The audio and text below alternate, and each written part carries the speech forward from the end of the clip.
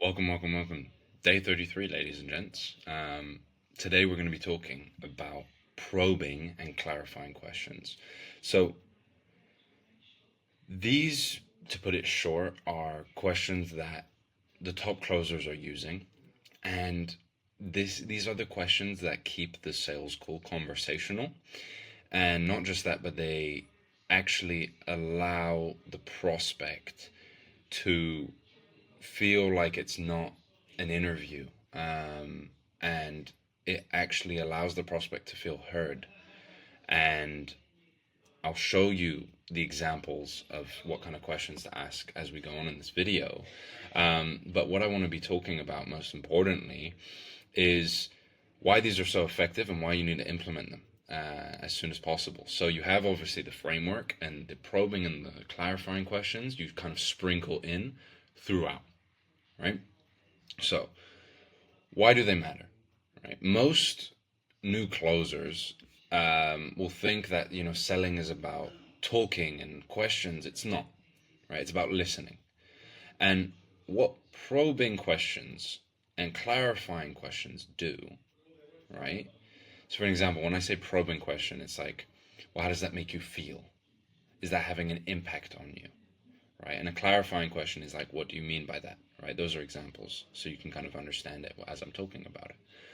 But for example, probing questions are so powerful because they allow us to really uncover the real pain and actually go from having a surface level, fluffy conversation to the meaty conversation that we want to be having. It allows the prospect to hear themselves say the truth, say the pain. On top of that, it allows us to sound, you know, calm, sound competent, and it shows the prospect that we care, that we actually care, right? Um, because again, it just makes it feel more conversational, and they're harder hitting questions about them. So, what are these questions, right? Well, in short, like I mentioned, use them throughout the call. You use them to dig deeper and to gain clarity. Um, you ask these questions the entire way through.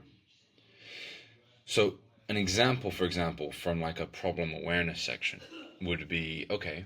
So let's say we're selling. I'll use fitness coaching as an example because I feel like you guys get that, or making money online. Um, let's use fitness coaching. So, in terms of like your current fitness routine, I guess, do you like your current fitness routine? Not really. Why not? Because it feels, quite samey. What do you mean by samey? That's a clarifying question. Well, it's like very repetitive. Okay. And like when you when you say repetitive, I guess how does that make you feel like doing the same thing every single day? Well, it kind of feels boring, like I'm it doesn't really feel like I'm getting the results also because I'm just doing the same thing every day and it's quite demoralizing. Okay, and like feeling demoralized, is that like having an impact like outside of the fitness world? Yeah, it caused me to lose my confidence a little bit, and this and this and this. Oh, and how does that make you feel? Those are some probing questions and clarifying questions, right? That we've mostly asked. We haven't actually asked a salesy question, if you will, like from the framework that we've gone through. We've asked probing questions, which are like the feeling, right? How does it make you feel? What impact is that having outside in general? What impact is having on you? Or what impact is that having on your family? It's these questions that allow our prospects to really think and we get the real emotion out. And then you have the clarifying questions, which are more about, you know, getting a better understanding. Um, it's clarifying questions are great because we can understand more of what they actually mean. Because, for example, if someone says something's too expensive, you have Bob and John. They both say it's too expensive. They both mean different things. Bob maybe means it's too expensive because he doesn't have the money. John means, well, he means too expensive because he doesn't really buy that kind of, you know, stuff that's priced that high. But he's willing to do it, right? Two different things. It means two different things. They say the same thing. So when someone says, bored, repetitive, it means, like, you might understand what they're saying, but ask anyway. Get them to explain themselves so that, again, they feel heard. Now, this is super important. It's like, why this makes closing easier.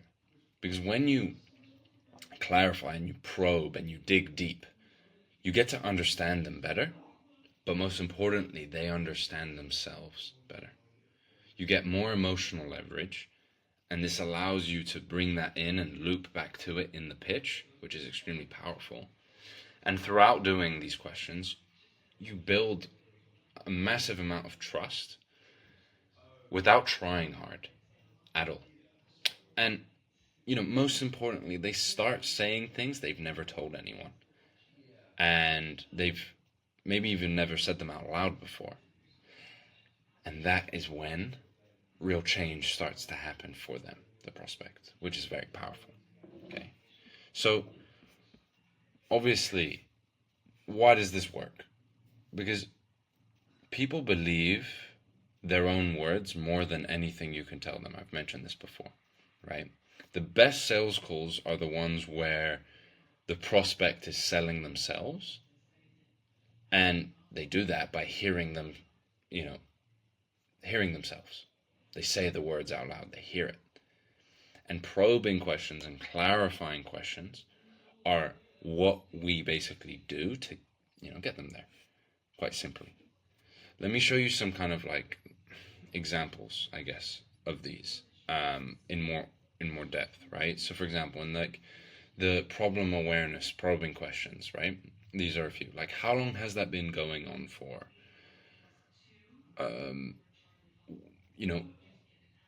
What would it mean to you to fix XYZ? Solution question. If we fix this, what else would that allow or open up to you in your life? Right? This is another great one. Why is it so important to you now? So, like, the goal is I want to, for example, I want to make money online. I want to make 10 grand in the next, few months. Why is it so important to you now? Right? Like, I get why they'd want to make 10 grand a month, but I want to hear them say it. And I most importantly want them to hear themselves say why it's so important for them now. And we basically want to use these questions when we feel like the prospect is being surface level with us, right? Because when they give us, for example, a statement that's vague or it's unclear, or maybe we just want to slow the conversation down a bit, we want to go deeper, we want to have an emotional conversation, because people make decisions based off of emotion. Emotion is what we need to sell, right? But most importantly, emotion is what the prospect needs to change and to achieve their goals, which is key. Okay, this is a very small video, very simple, right? I just want to explain the importance of clarifying questions and probing questions, right?